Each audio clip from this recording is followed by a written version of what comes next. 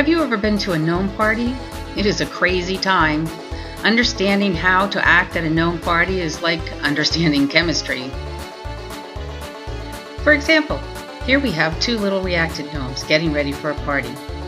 A reactant is a substance that takes part in and undergoes change during a reaction. The gnomes are going to a party to react and make something new. They are going to make a product. The product they make is a ladder of gnomes. Why they act this way is beyond me, but they like to make ladder of gnomes, so we will go with it. The word product has many different meanings. In math, it is the result when you multiply numbers. In chemistry, it is what is produced in a reaction. This is a picture of a chemistry reaction, not the gnome world. Please do not confuse the two. The gnomes do not like it. Do you hear the similarity between product and produce? Anyway, back to the party. The concentration of gnome reactants will determine how much product or ladder gnomes are made. The concentration is the amount of a substance. Here, the concentration of reactants is 2 gnomes, and the concentration of product is 1 ladder gnome. Equilibrium is the time in the gnome party where gnomes come and go, make more ladders, unmake ladders. Those gnomes sure do know how to party.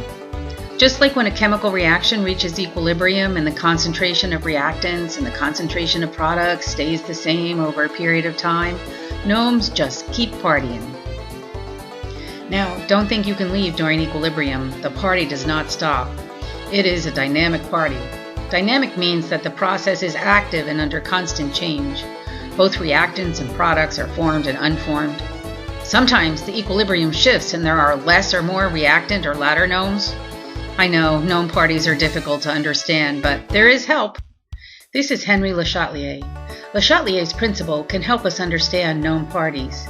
The principle states that when a stress is applied to a chemical reaction, the equilibrium will shift to relieve the stress. Stress could mean a change in concentration, temperature, or pressure.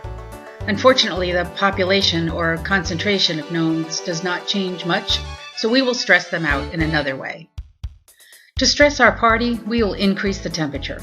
The gnomes adjust by changing the concentration of ladder gnomes and reactants and establish a new equilibrium. The new equilibrium has a higher concentration of gnome reactants and less ladder gnomes.